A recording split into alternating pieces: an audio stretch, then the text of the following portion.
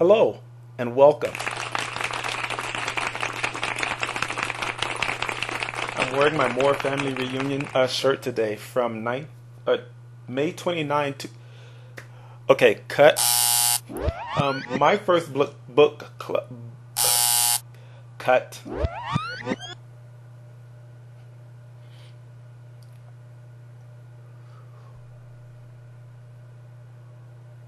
Testing, testing, 1, 2, 3. Test.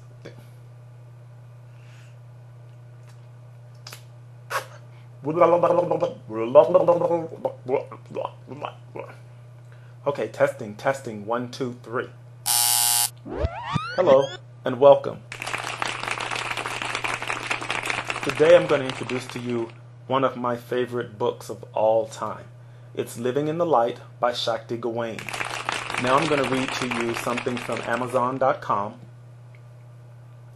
In Living in the Light, Shakti Gawain introduced a powerful new way of life, that of listening to one's own intuition and relying on it as a guiding force. In the newly revised edition of that classic work, she elaborates on her original ideas, adding aspects of her own experiences and learning process. Cut. Take 59. Hello. Today I'm going to introduce you to one of my all-time favorite books. I found this book years ago at Capitol Hill Books on Colfax here in Denver, Colorado. It's an old bookshop, and they sell new and used books. And I was just in there one day just looking around, and this book just jumped right off the shelf and right into my life. I'm going to read something from Amazon.com. It says, in Living in the Light, Shakti Gawain introduced a powerful new way of life, that of listening to one's own intuition and relying on it as a guiding force. Everyone's journey involves developing full range of self and acknowledging all aspects. I really enjoyed this book. This book, it changed my life in ways that I don't think I really fully even know. It taught me to really trust that little voice inside me that is constantly guiding me. I was talking to a friend of mine today, and he was saying that he's going through some things, and he's got to pray, for God to help him. And I really believe we do have to pray for guidance in some areas of our lives. But I do believe that we have the tools. We have been provided with the tools that we need to progress in a lot of areas in our lives that we don't necessarily use or we don't believe we have. I believe we are created in His image. Whatever His is, His could be a her. I think I've seen some of those people, especially when I went to San Francisco. There was a bunch of his, hers.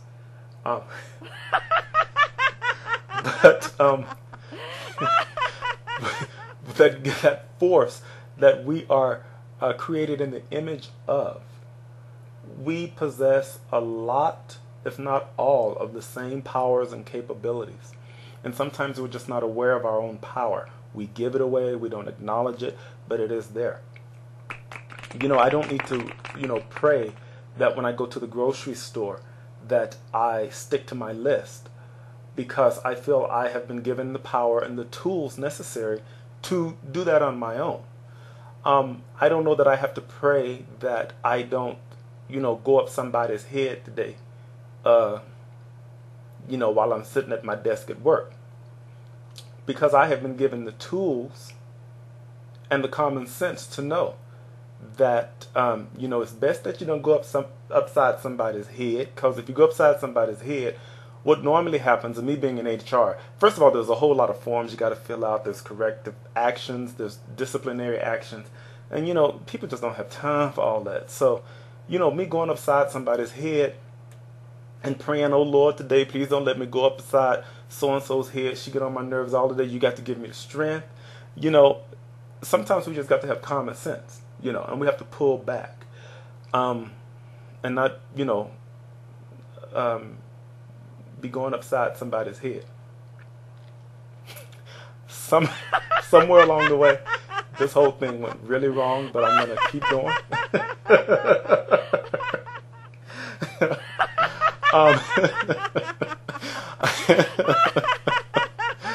oh gosh. Anyway, back to Shakti Gawain and Living in the Light. This book actually helped me to not go up beside a whole bunch of people's heads, because I realized that that voice inside me is always there, and it's always saying, Lloyd, don't do that. Or Lloyd, do that. It's a little bitty voice. It says, Lloyd, don't do that, Lloyd. Lloyd, do that, Lloyd.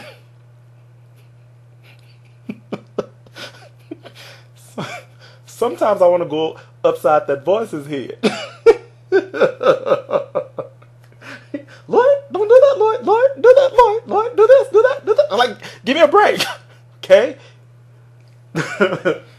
But in Living in the Light, you know, she talks about relationships, and she really teaches you how to use the tools around you, the tools in the universe, the energies, the insights that you have that we totally discount a lot in our lives. And this book is in conjunction with the teachings of the Bible. I do follow some of the teachings of the Bible anyway. I know there's 10 commandments.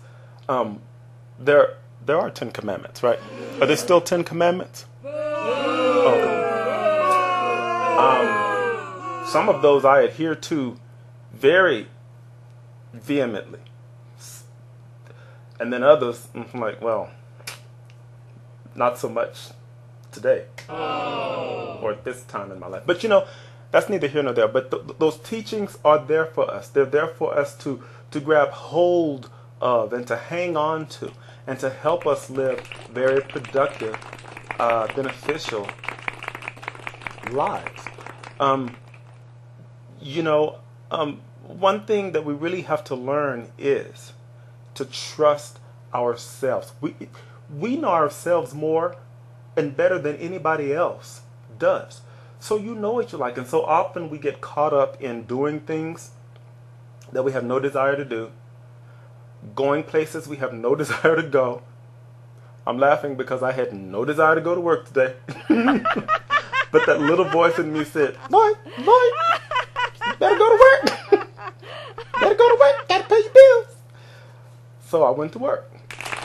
But that's just a minor example of this. This happens to us all the time. We're always listening to that voice. And a lot of times our feelings come into play, or something somebody else said. You know, somebody else, it worked for them, so they're giving you advice, and now you're trying to apply that advice to you. It's kind of like going on a diet. Low carb might work for some people. It might not work for me or for you. Eating soup for 3 weeks might work for somebody, but that might not work for me. That's not going to work for me. I'm not going to eat soup for 3 weeks. Soup? My little voice is saying, Lord, don't do that. Don't do that. You can't eat soup. you can't eat soup for 3 weeks. But I think you all get the drift. So what I'm really trying to say here, and I'm really serious about the book Living in the Light. It really is one of those books that it will change your life. If you buy no other book, buy Living in the Light. And if you don't have a copy of Living in the Light, call me and let me know, because I think I have 2 copies. I keep a copy at work, so I won't go upside nobody's head. I'm joking. There's nobody at work whose head I want to go up beside. Can you go up beside, up? Is it upside or up beside? Up beside. I'll go up beside your, I'll go upside your head. And I'm not a violent person at all. Not at all. Ask anybody who knows me. I don't believe in violence. Violence isn't that one of the 10 commandments? Thou shalt not kill? Well, that's a type of violence. It didn't say thou shalt not go up beside somebody's head, did it? Or upside. Does it say up beside or upside? Oh, okay. I guess that's not one of the 10 commandments. That's what I'm being told. It's not one of the 10 commandments. So maybe you can't go upside somebody's head. Anyway, get the book. it'll do you a lot of good.